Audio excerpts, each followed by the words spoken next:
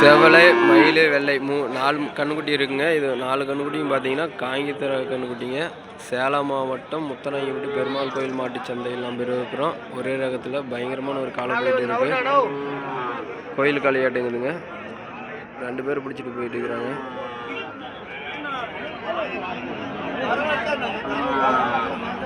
சேலம் மாவட்டம் முத்தநாயக்கன்பட்டி நாட்டு மாட்டில் வளர்ப்பு கன்றுக்குட்டி காங்கியம் பார்த்துட்டு இருக்கிறோம். என்ன ரேட்டுங்க ஐயா? கன்றுக்குட்டியில் என்ன ரேட்டுங்க ஐயா? கன்றுக்குட்டியில் என்ன ரேட்டு?